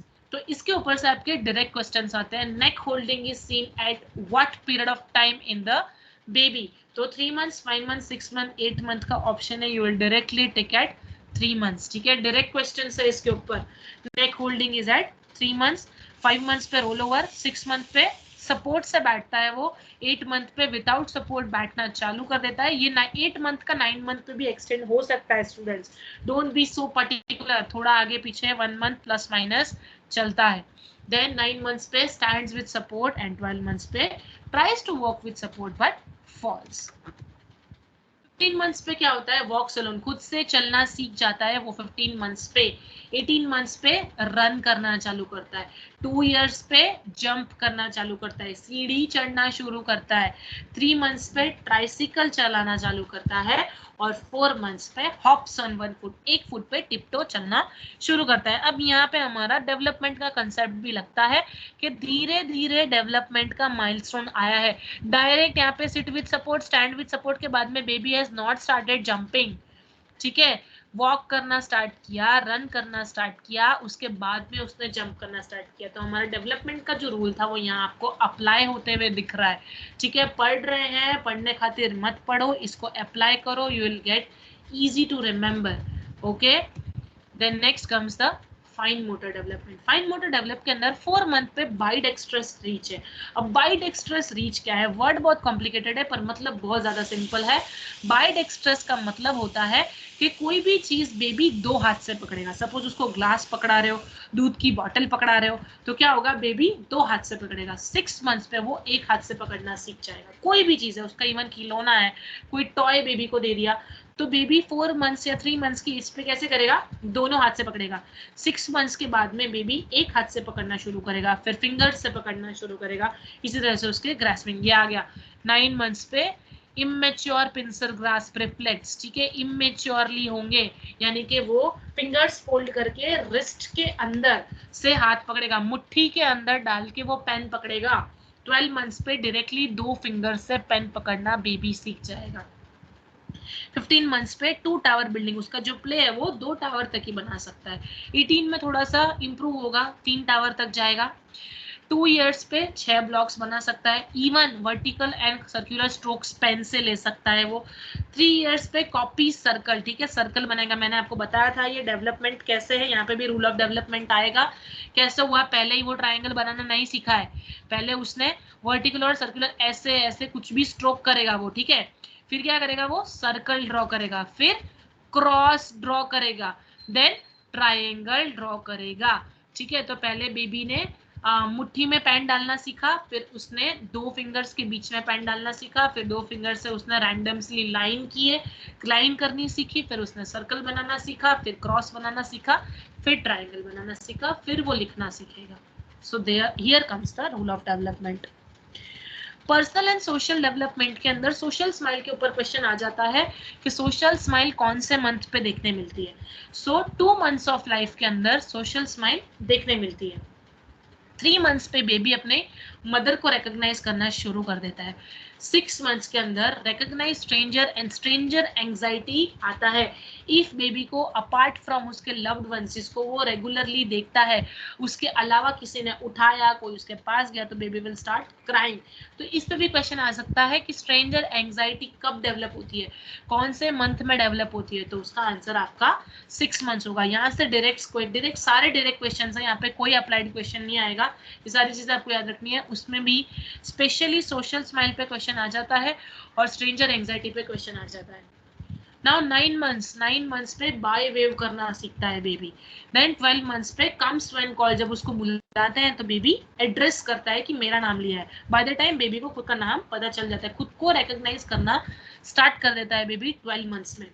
Then 15 months में बेबी विल स्टार्ट जार्गनिंग, ठीक है, रैंडमली जार्गन करता है वो। देन 18 मंथ्स पे कॉपीज पेरेंट, जैसे पेरेंट्स करते हैं उनके एक्शन को बेबीज कॉपी करते हैं। 2 इयर्स में टॉयलेट ट्रेनिंग देना पड़ता है बेबी को, टॉयलेट ट्रेनिंग शुरू हो जाती है बेबी की, दैट इज इन 2 ईयर। यहाँ पे भी क्वेश्चन डायरेक्ट आ सकता है, टॉयलेट ट्रेनिंग कौन से ईयर में चालू करनी है बेबी की, तो 2 ईयर में बेबी का टॉयलेट ट्रेनिंग स्टार्ट होगा। और साइकोसोशल डेवलपमेंट के अंदर एनाल स्टेज आएगा, ये सिगमंड फ्रॉइड का जो थियरी है उसके अंदर एनाल स्टेज लगेगा। ये भी आपको इंटर रिलेट करके अगर क्वेश्चन आ रहा है कि 2 साल पे सिगमंड फ्रॉइड का कौन सा थियरी लग रहा है, तो उस टाइम पे आपको एनाल स्टेज लिखना है। क्यों, क्योंकि वहां पे हम टॉयलेट ट्रेनिंग दे रहे हैं बेबी को। नाउ 3 इयर्स पे नोज फुल नेम, खुद का पूरा नाम बेबी को 3 इयर्स तक आ जाता है। देन 4 इयर्स में place cooperatively, types of play है अलग अलग, खुद अलग से सोलो प्ले करता है वो, सॉलिटरी प्ले है, कोऑपरेटिव प्ले है, ठीक है, फिर देख के वो प्ले करता है, वो सारे में कोऑपरेटिवली दूसरे बच्चों के साथ में वो खेलना सीख जाता है। देन 5th ईयर पे ड्रेसेस एंड अनड्रेसेस, खुद को ड्रेस कर लेता है, अनड्रेस कर लेता है, and help in other task, छोटे मोटे टास्क अगर उसको दिए हैं तो baby can easily perform. Now vision, hearing and language milestones, कौन से माइलस्टोन्स हैं? अभी इसमें कूज इंपॉर्टेंट है, ये आ जाता है डायरेक्ट क्वेश्चन। साइलेबिक वर्ड्स इंपॉर्टेंट है, यहाँ से डायरेक्ट क्वेश्चन आ जाता है। तो माइलस्टोन्स के ऊपर से आपके डायरेक्ट क्वेश्चन से एक क्वेश्चन पक्का आना है इस पर से, और इसका मार्क्स ना जाए इसीलिए मैंने सिंपल एक एक वर्ड में दिया है। इसका चार्ट बना के घर में अपने जहाँ पे नॉर्मली ज़्यादा टाइम स्पेंड करते हो अपने रूम में लगा लो, आते जाते पढ़ लो, याद हो जाएगा। एक एक वर्ड के हैं, इजी टू रिमेंबर है और इजी टू स्कोर है। ओके लेकिन अगर याद नहीं रहा तो मार्क्स पूरा चला भी जाएगा। अगर क्विज में आपने 6 मंथ या 2 मंथ या 1 मंथ लिख दिया तो आपका मार्क्स सीधा गया है, सीधा 1 मार्क जाएगा प्लस नेगेटिव मार्किंग जाएगी अलग, तो 1.25 या 1.75 की मार्किंग चली जाएगी आपकी। तो इजी टू रिमेंबर है इसलिए इसमें मार्क्स मत जाने देना। फर्स्ट कम्स द 1 मंथ पे the baby is alert to sound, ठीक है, साउंड पे सिर्फ वो अपना हेड हिलाएगा, अलर्ट होगा। देन 3 मंथ्स पे वो कूज देगा, okay, the baby will start cooing, coo sound produce करेगा। देन 4 मंथ पे लाफ्स लाउड, जोर से हंसना चालू कर देगा बेबी। 6 मंथ्स में मोनोसाइलेबल्स आ जाते हैं, दैट इज आइडियल, आइडियल है ये, हर बच्चे के अंदर होता है, दैट इज नॉट नेसेसरी, क्योंकि हमने पढ़ा ग्रोथ एंड डेवलपमेंट बेबी का यूनिक है, माइलस्टोन सेम रहेंगे, टाइम पीरियड वेरी करेगा। तो 6 month is considered as ideal. कि on an average ideally babies 6 months में मोनोसाइलेबिक वर्ड्स यानी कि माँ, बा, पा ऐसे मोनोसाइलेबिक वर्ड्स बोलना शुरू कर देंगे।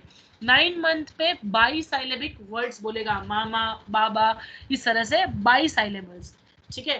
12 मंथ्स पे 1-2 वर्ड्स विथ मीनिंग, एक या दो वर्ड्स बोलेगा बट मीनिंग के साथ बोलेगा, ठीक है। देन 18 मंथ्स पे 8 से 10 वर्ड्स वो बोलना लगेगा, ठीक है। मम्मा पानी, अब ये मम्मा वाटर, ये 12 मंथ्स पे बोलेगा वो। 88 to 10 वर्ड्स वो 18 मंथ पे बोलेगा, यानी कोई सेंटेंस बनाना है तो 8-10 वर्ड मिला के वो अपना टूटा फूटा सेंटेंस बना लेगा। फिर 2 इयर्स पे वो 2 से 3 सेंटेंसेस बोलने लगता है।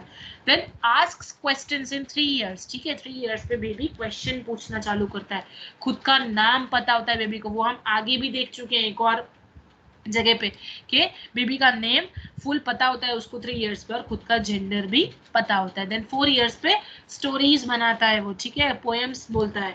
देन 5 इयर्स पे ask meaning of words. 5 years और 3 इयर्स के बेबी कैसे होते हैं, बहुत ज्यादा एंथुसियास्टिक होते हैं, इनको क्यूरियस होते हैं बेबीज, ये भी पूछना है वो भी पूछना है, मम्मा ये क्या है वो क्या है, तो बेबी स्टार्ट स्पीकिंग, ठीक है। तो ये सारी चीजें उनके एज वाइज माइलस्टोन्स नॉर्मल है।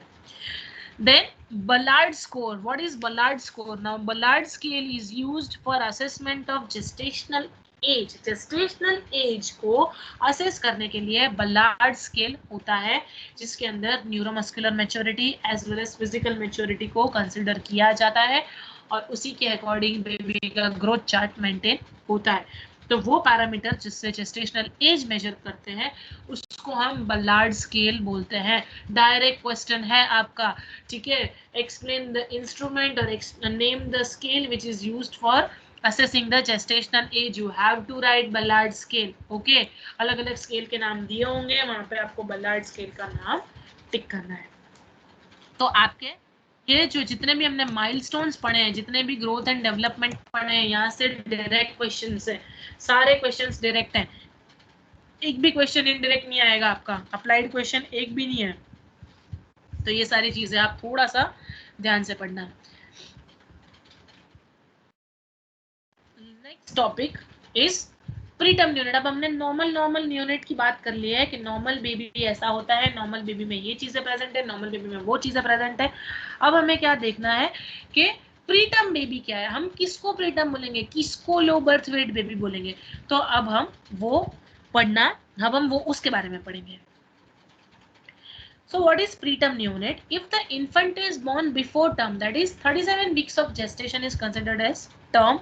ठीक है, उसके लिए आपको सबसे पहले तो जेस्टेशन एज पता होनी चाहिए, जेस्टेशन वीक पता होना चाहिए। अगर 35 वीक्स पे बेबी बॉर्न हो रहा है तो you will consider it as preterm. लेकिन अगर आपको ऐसा लग रहा है कि टर्म बेबी इज 35 का जेस्टेशन है तो दैट इज योर लैग, आपका रॉन्ग है वो। ठीक है, 37 वीक्स ही कंसिडर होता है ideal gestational week for term babies. 37 के बाद में या 37 से प्लस माइनस 15 डेज हम कंसिडर्ड एज नॉर्मल। अगर 35 वीक्स पे बेबी बॉर्न हो रहा है तो baby is considered as premature या प्री टर्म। ठीक है, लो बर्थ वेट बेबी के अंदर भी आपको वेट पता होनी चाहिए। इंडियन चाइल्ड का वेट है 2.5 से 3.5, तो 2.5 से कम होगा so that baby is considered as low birth weight baby. Okay, फिर इसके अंदर भी very low birth weight baby है, extremely low birth weight baby है, ये सारी चीजें भी आती है इसके अंदर, फर्दर डिविजन्स है। Small for gestation age very important, बहुत ज्यादा इंपॉर्टेंट है, एक क्वेश्चन इस पे आता ही आता है। Babies whose birth weight is less than 10 percentile, और डायरेक्ट क्वेश्चन है कितना परसेंटाइल कम है या क्या वैल्यू है जिसको हम कंसिडर करेंगे स्मॉल फॉर जेस्टेशनल एज। तो अगर लेस देन 10 परसेंटाइल है बेबी का बॉडी वेट से बर्थ वेट बेबी का, तो that is considered as small for gestational age. अगर 10 परसेंटाइल से ज्यादा है so that is considered as large for gestational age। तो यहाँ पे आपका इंपॉर्टेंट क्या है, 10 परसेंटाइल इंपॉर्टेंट है, ये आपकी अमाउंट हो गई। कितना 10 परसेंटाइल किसका, उनका बॉडी वेट, कब, बर्थ के टाइम पे। ठीक है, तो इस तरह से आप याद रखोगे, कंफ्यूज मत होना। Small for gestation age, low birth weight baby के अंदर बच्चे कंफ्यूज होते हैं, एग्जाम में गलती करते हैं। लो birth weight baby less than 2500 grams, ठीक है, 2500 ग्राम से कम होगा तो उसको हम लो बर्थ वेट बेबी कंसिडर करेंगे। स्मॉल फॉर जेस्टेशनल एज कब आएगा, जब उसका 10 परसेंटाइल से बॉडी वेट कम है बर्थ के टाइम पे। बर्थ के टाइम पे उसका बॉडी वेट 10 परसेंटाइल से कम है, उसको हम small for gestational as consider करेंगे, और इस पे क्वेश्चन आता ही आता है।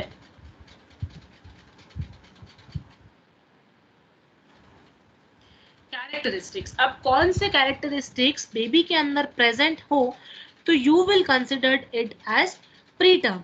सो first of all is less subcutaneous fat.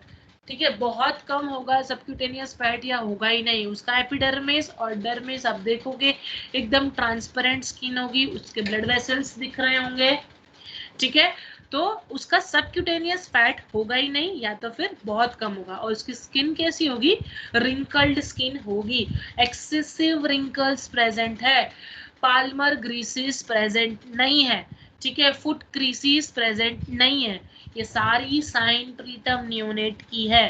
Cartilage से ईयर अटैच नहीं है, all this signs are preterm baby का साइन है ये। Visible blood vessels and bony structure आ गया, उसके स्किन में से उसकी जो ब्लड वेसल्स होगी वो कैसी होगी, विजिबल होगी। इवन बोनी स्ट्रक्चर्स भी हमें प्रोमिनेंट होंगे, जो लार्ज या flat bones, particularly flat bones, आपका जिफॉइड प्रोसेस इजीली विजिबल होगा। स्केप्यूला के अंदर जो पार्ट है स्केप्यूला का वो इजीली विजिबल होगा, कॉलर बोन इजीली विजिबल होगी, रिब्स इजीली विजिबल होंगे। यूजुअली फ्लैट बोनी स्ट्रक्चर्स इजीली विजिबल होंगे तो कंसिडर होगा प्रीटर्म नियोनेट या फिर लो बर्थ वेट बेबी, क्योंकि उनके अंदर फैट का प्रेजेंस नहीं है। इवन अब यहाँ पे फैट नहीं है, ब्राउन एडिपोज टिश्यू नहीं है, नियोनेट का थर्मल मैकेनिज्म अप्रोप्रिएट नहीं होगा, baby can easily go in hypothermia. तो कैरेक्टरिस्टिक्स से अगर आप सिम्टम्स पता कर सकते हो कि किस तरह से सिम्टम्स होंगे बेबी के, ठीक है, कौन से सिम्टम्स बेबी को हो सकते हैं या कौन सी कॉम्प्लिकेशंस बेबी को हो सकती है, वो आप इजीली पता कर सकते हो उसकी कैरेक्टरिस्टिक्स पे। तो सबक्यूटेनियस फैट कम है, ब्राउन एडिपोज टिश्यू कम होगा उसका, ब्राउन एडिपोज टिश्यू नहीं है तो कंडक्शन, कन्वेक्शन, इवापोरेशन से हीट लॉस बहुत इजीली होगा। हीट लॉस बेबी को होगा तो क्या होने के चांसेस है, हाइपोथर्मिया होने के चांसेस है। उसकी वजह से क्या हो सकता है, एसिडोसिस हो सकता है। अल्टीमेटली बेबी का पूरा बॉडी डिफिकल्टी में आ सकता है। एसिडोसिस अगर हो गया ब्रेन पे असर आएगा, हार्ट पे असर आएगा, baby can die. Okay, so these all are the complications. तो अगर बेबी के आपको 4 ऑप्शन के अंदर ऐसे दिया है, explain the most prominent complication of preterm neonate, तो आपको उसमें एसिडोसिस या हाइपोथर्मिया टिक करना है। इस तरह से आपका एक अप्लाइड क्वेश्चन प्रीटर्म नियोनेट पे आ सकता है। Lanugo is present in large amount, क्यों लार्ज अमाउंट में प्रेजेंट है लेनुगो? क्योंकि एक टाइम के बाद में लेनुगो श्रेड होना शुरू हो जाता है, 30 to 35 वीक्स के बाद में लेनुगो स्टार्ट्स श्रेडिंग, ठीक है। इसी वजह से बेबी का जो स्टूल है वो ब्लैकिश कलर का होता है, presence of lanugo. Epithelial cells, baby का स्किन डेवलप होता है, पहले तो स्किन कैसा होता है, पूरा का पूरा रेड कलर का, देन उसके बाद में उसके ऊपर लेयर्स आते हैं स्किन के, तो ऐसा कुछ प्रेजेंट नहीं होगा, इसीलिए लेनुगो लार्ज अमाउंट में प्रेजेंट है प्रीटर्म नियोनेट के अंदर। Then eyebrows might be absent, क्योंकि अभी अप्रोप्रिएटली बेबी का बॉडी डेवलप ही नहीं हुआ है, तो आईब्रोज एब्सेंट होने के चांस होंगे, या फिर वेरी लेस हेयर देखने को मिलेंगे, बहुत ही ज्यादा कम हेयर होंगे, ठीक है। This is also one of the characteristics of preterm neonate. Then poorly developed ears आ गया, poorly developed ear हो गए, that means ear will not be attached to cartilage, cartilage के साथ में ear attach नहीं होंगे, या फिर उसका जो पिना होगा वो excessively small होगा, ठीक है। जो ear lobe जिसको बोलते हैं हम, जिसको पिना बोलते हैं, वो excessively small होगा।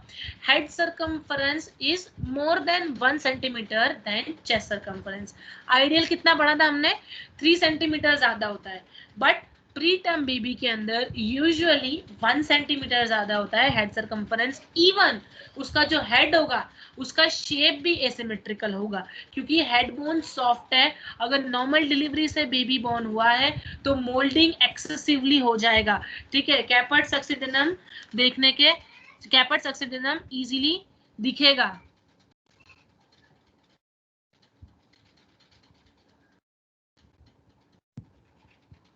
सो ये भी आप इजीली असेस कर सकते हो कि बेबी का हेड सर्कम्फरेंस कितना है, so less than 1 centimetre is head circumference. Then fontanelles are small and bones are soft, जो 2 फॉन्टानेल्स होते हैं, anterior fontanelle and posterior fontanelle,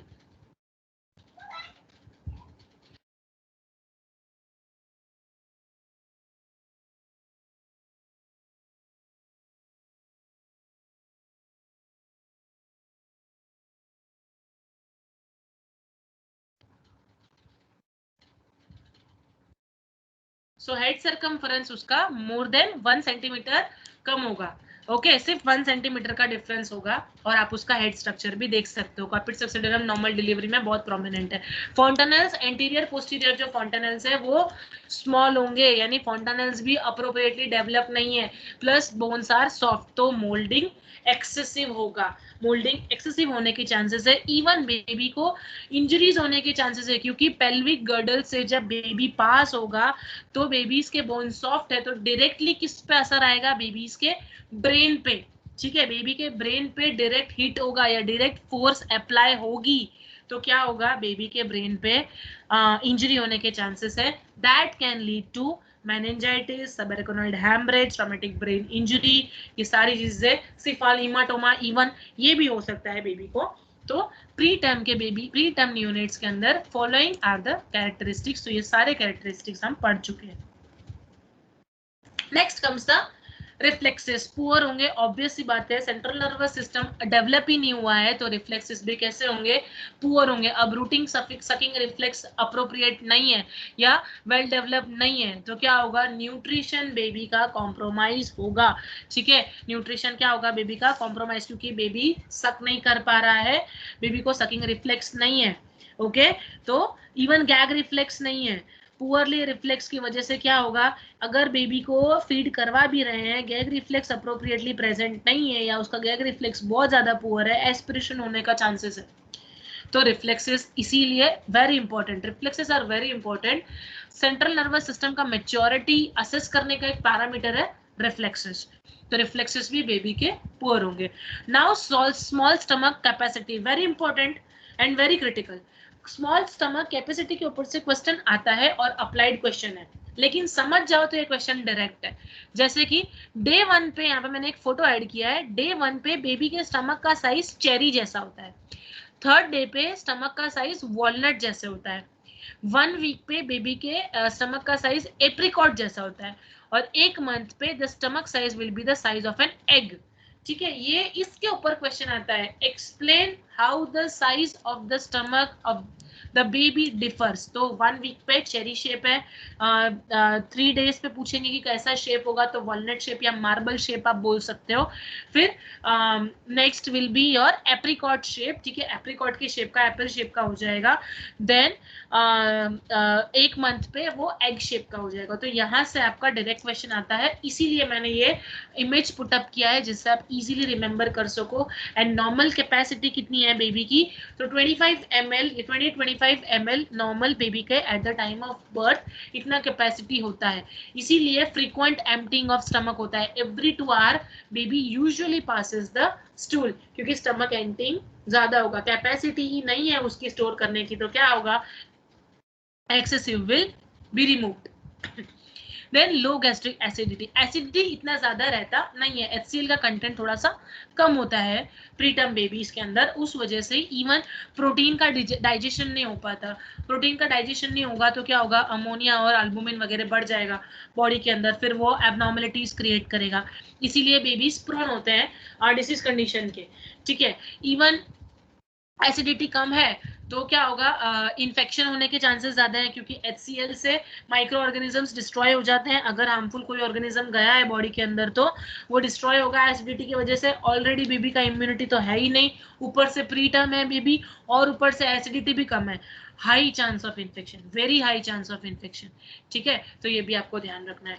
open labia minora in girls, very important question आता ही आता है, explain the sign, prominent sign of prematurity के अंदर ये यूजुअली यही ऑप्शन है। कोई भी पेपर उठा के देखो आप, जिसके अंदर भी क्वेश्चन है, ये लेबिया माइनोरा का ऑप्शन होगा या फिर टेस्टिस का ऑप्शन होगा, ये प्रोमिनेंट है। ठीक है, और एक कार्टिलेज और ईयर का ऑप्शन होता है, ये यही 3-4 चीजें ज्यादा पूछी जाती है। तो लेबिया मेजोरा जो है वो लेबिया माइनोरा को क्लोज नहीं करता है, प्लस एक और चीज यहाँ प्रेजेंट होती है, लेबिया माइनोरा हाइपरट्रोफाइड होता है। हाइपरट्रोफाइड यानी कि इसकी साइज ज्यादा होगी, इसीलिए लेबिया मेजोरा उसको कवर नहीं कर पाएगा। That is the prominent and most important sign of preterm girls. In the preterm girls का ये सबसे इंपॉर्टेंट साइन है। Then comes the undescended testis in mail.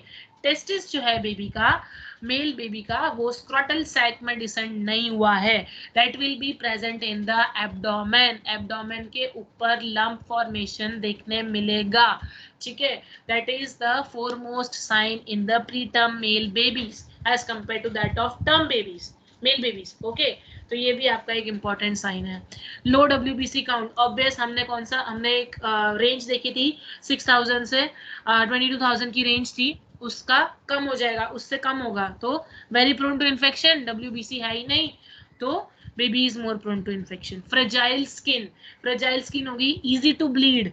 Okay, then slower circulation, क्यों, क्योंकि अभी हार्ट डेवलप नहीं हुआ है अच्छे से and the baby has taken birth, lungs expand होने की कैपेसिटी अभी नहीं है बेबी की।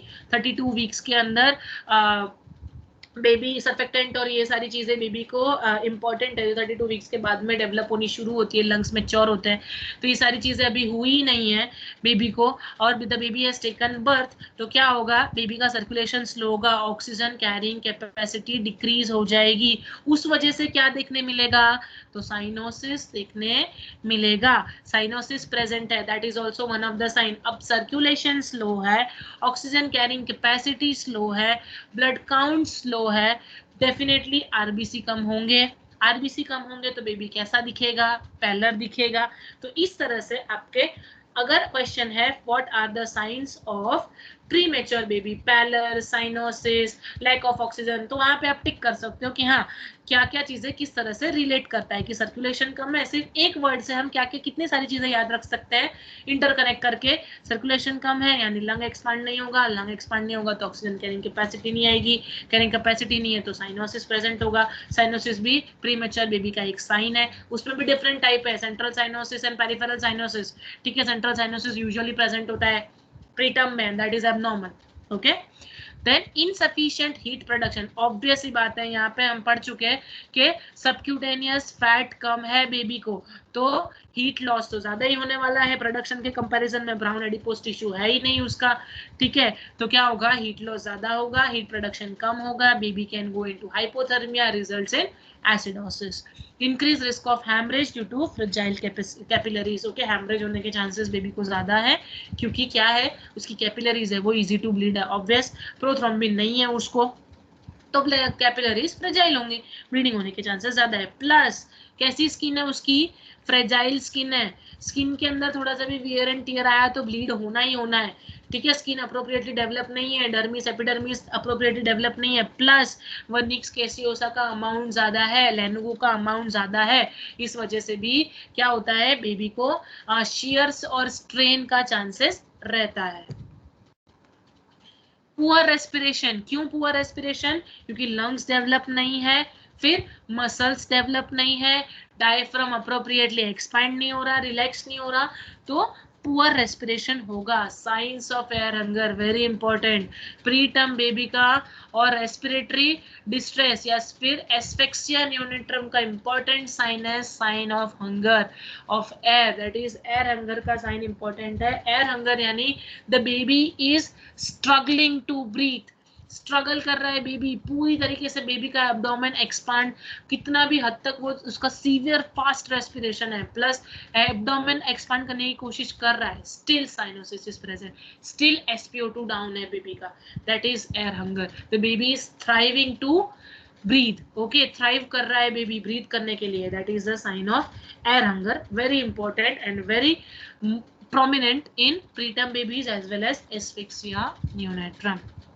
Then Vernix caseosa is prominent, क्यों, क्योंकि वर्निक्स कैसियोसा अभी स्प्रेडिंग होना स्टार्ट नहीं हुआ है, उसका हर एक चीज का पर्टिकुलर टाइम है, टाइम से पहले ही बेबी ने बर्थ ले लिया है, तो क्या होगा, vernix caseosa obviously prominent amount में प्रेजेंट होगा। पुअर लिम्ब रिफ्लेक्सेस भी कैसे होंगे, poor. Then poor nail development, nails का डेवलपमेंट भी स्लो है, फिंगर के अंदर उसके नेल्स होंगे, फिर नेल्स या तो फिर होंगे ही नहीं, कुछ बेबीज के अगर बहुत अर्ली प्रीटर्म है उसका 28 वीक्स में डेवलप है तो नेल्स ही नहीं होंगे उसके, ठीक है। तो ये सारी चीजें are the signs of preterm babies. Management very important, management बहुत ज्यादा इंपॉर्टेंट है।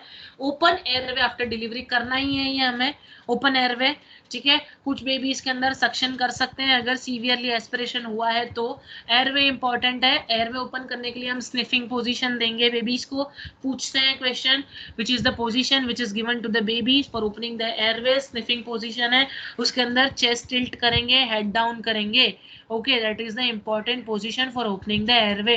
Intubation if needed, CPAP या PEEP मोड पे वेंटिलेटर पे भी डालेंगे बेबीज को, okay. यूजुअली CPAP पे ही डालते हैं क्योंकि कंटिन्यूअस सप्लाई ऑफ ऑक्सीजन जरूरी है, बेबीज का लंग्स डेवलप नहीं है अप्रोप्रिएटली या फिर मसल्स डेवलप नहीं है तो बेबी रेस्पिरेशन वैसे ही नहीं ले पाएगा, और एयर हंगर का साइन है उसको प्रेजेंट, इवन साइनोसिस भी प्रेजेंट होगा, सैचुरेशन डाउन होगा, तो इंट्यूबेशन इंपॉर्टेंट है, यूजुअली ET ट्यूब डालते हैं।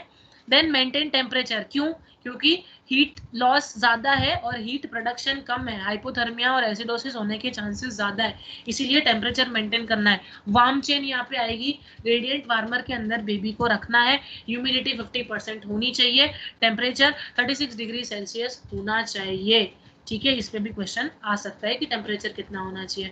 Then comes TPN, that is total parental nutrition, nasogastric tube से दे सकते हैं, ठीक है, गवाच फीडिंग करवा सकते हैं, उसमें सप्लीमेंट्स दे सकते हैं डॉक्टर्स एडवाइस से, या तो फिर मदर्स मिल्क हम पैरेंटल न्यूट्रिशन के थ्रू एडमिनिस्टर कर सकते हैं। पैरेंटल न्यूट्रिशन या लिखने का रीजन क्या है कि पैरेंटल न्यूट्रिशन देना इसीलिए जरूरी है क्योंकि बेबी को सकिंग रिफ्लेक्स डेवलप नहीं है, इसीलिए पैरेंटल न्यूट्रिशन आएगा। फॉलो NICU प्रोटोकॉल्स, उसके सीवियरिटी के अकॉर्डिंग उसको लेवल 1, लेवल 2 या लेवल 3 में डालेंगे, यूजुअली लेवल 1 तो नहीं आएगा, लेवल 2 और लेवल 3 में से उसको डालेंगे। सपोज उसको eight the time of birth resuscitation देने की बारी आई है तो that will directly go in level 3, ठीक है। सिर्फ इंक्यूबेट किया है या सिर्फ वार्मर में रखा है तो लेवल 2 में जाएगा, जिसमें TPN चल रहा है, टोटल पैरेंटल न्यूट्रिशन है, IV इन्फ्यूजन चल रहा है तो लेवल 2 में आएगा, तो इस तरह से बेबी का प्लेसमेंट होगा। So this was all about today's lecture, Hope it was understood to all. Link will be shared to you shortly. Okay. Thank you so much, students. Hello. Hello. जी sir. Yeah, I have one announcement to make. You can stop the recording. It's okay. Okay. Yeah. So